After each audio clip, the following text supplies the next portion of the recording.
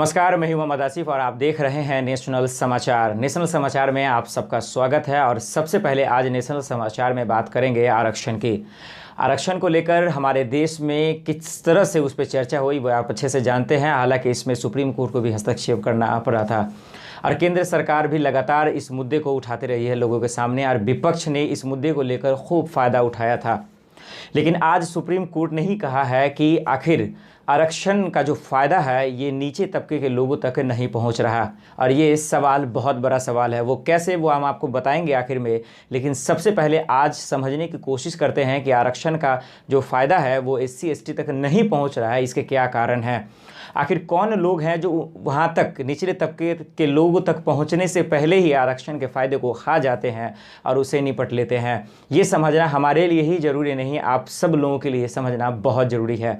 और ये जितने भी तमाम लोग इस वीडियो को देखते हैं सब लोग ज़रूर शेयर करें, वो इसलिए ताकि जो लोग निचले तबके के लोग हैं, जो लोग सोशल मीडिया से रूबरू नहीं रहते हैं, जो लोग एक्टिव नहीं रहते हैं, वो कम से कम इस जानकारियों को समझने के बाद कम से कम आरक्षण से जुड़ी जितनी भी खबरें हैं उनको समझने की कोशिश करेंगे। तो सबसे पहले सुप्रीम कोर्ट ने आज क्या कुछ कहा है आरक्षण को लेकर, उन्होंने किस तरह के निर्देश दिए हैं, उस रिपोर्ट्स को सबसे पहले आप देख लें। और उसके बाद मैं आपको बताऊंगा कि सुप्रीम कोर्ट ने जो सबसे बड़े सवाल किए हैं वो क्या है।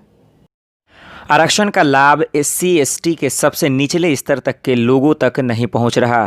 क्या हमेशा पिछड़े रहना ही उनकी नियति हो गई है? आरक्षितों के वर्गों में विशेष वर्ग को प्राथमिकता देने के लिए सरकार को अधिकृत करने का फैसला देने वाली सुप्रीम कोर्ट की संविधान पीठ ने मामले को बड़ी पीठ को रेफर करते हुए यह टिप्पणी की है। पीठ की इस टिप्पणी से SC ST आरक्षण में OBC की तरह से क्रीमी लेयर लागू होने का दरवाज़ा खुल सकता है। केंद्र सरकार क्रीमी लेयर का विरोध कर रही है और ये मामला पहले से ही सुप्रीम कोर्ट में लंबित है। पीठ की ओर से फैसला लिखते हुए जस्टिस अरुण मिश्रा ने कहा कि लाख टके का सवाल यह है कि आरक्षण का लाभ कैसे निचले तबके तक पहुंचाया जा सके। रिपोर्ट बताती है कि आरक्षण का लाभ लगातार वही लोग ले रहे हैं जो ऊपर उठ चुके हैं और जो नौकरियों से पर्याप्त प्रतिनिधित्व हासिल कर चुके हैं। मूक दर्शक बनकर नहीं रहा जा सकता। जस्टिस मिश्रा ने कहा कि SC ST और सामाजिक व शैक्षणिक रूप से पिछड़े वर्गों की सूची में बहुत से वर्ग गैर बराबरी पर हैं। अपने 78 पेज के फैसले में पीठ ने कहा कि संविधान के अनुच्छेद 14, 15, 16, 338, 341, 342 और 342A की व्यापक जनहित में व्याख्या करने का वक्त आ गया है। उनकी व्याख्या कर इंदिरा साहनी और अन्य फैसलों की बाध्यकारी नज़रियों पर पुनर्विचार करने की आवश्यकता है। हालांकि हम इन फैसलों की पूरी इज्जत करते हैं, लेकिन वास्तविक हकीकत से भी नज़रें नहीं चुराई जा सकती। अब बात करते हैं सुप्रीम कोर्ट की। सुप्रीम कोर्ट ने किस तरह से सबसे बड़े सवाल खड़े किए हैं आरक्षण को लेकर, वो जानना आपके लिए बेहद ज़रूरी है। जब सुप्रीम कोर्ट को पता चला कि हमारे देश में आरक्षण के जो फ़ायदे हैं वो निचले तबके के लोगों तक नहीं पहुंच रहा है, तो सुप्रीम कोर्ट ने ही सबसे बड़ा सवाल खड़ा किया कि ऐसा होने से जो गैर बराबरी के लोग हैं वो उनमें जो है उनकी शक्ति और बढ़ेगी। क्योंकि आज हमारे देश में जो गैर बराबरी के लोग हैं, जिन्हें आरक्षण लेने का हक नहीं है, वही लोग इसका फ़ायदा सबसे ज़्यादा उठा रहे हैं। और इसी के कारण जो आज हमारे देश में जो लोग SC ST वाले लोग हैं वो और बेहद परेशान हैं। इसीलिए सुप्रीम कोर्ट ने कहा कि ये सबसे बड़ा सवाल यही है कि आज हमारे देश में SC ST जैसे जो लोग हैं, यानी कि जो नीचे तबके के लोग हैं, उन्हें आरक्षण का फ़ायदा नहीं मिल रहा, और जो गैर बराबरी के लोग हैं इसका पूरा फ़ायदा उठा रहे हैं, जिसके कारण आज हमारे देश में गरीब और परेशान है। जो निचले तबके के लोग हैं वो पूरी तरह से परेशान हैं। तो एक बार इस रिपोर्ट को आप देखिए और समझने की कोशिश कीजिए कि सुप्रीम कोर्ट कितने सख्ती से इस बात को बता रही है और लोगों को समझाने की कोशिश कर रही है। और इसीलिए उन्होंने कहा कि यही सबसे बड़ा आज देश का ही नहीं पूरे लोगों के लिए सबसे बड़ा सवाल है कि निचले तबके के लोग आखिर कब तक परेशान होते रहेंगे और लोगों के सामने जलील होते रहेंगे। फैसले में पीठ ने इस सवाल पर विचार किया कि क्या आरक्षित वर्गों के किसी वर्ग को प्राथमिकता देना आरक्षित जातियों की सूची में से किसी जाति को निकालना या किसी को शामिल करने जैसा तो नहीं, वह भी तब जब अन्य जातियां आरक्षण से वंचित न हो रही हों। कोर्ट ने कहा कि EB चन्निया 2004 मामले में जातियों के उपवर्गीकरण पर रोक लगाई गई है।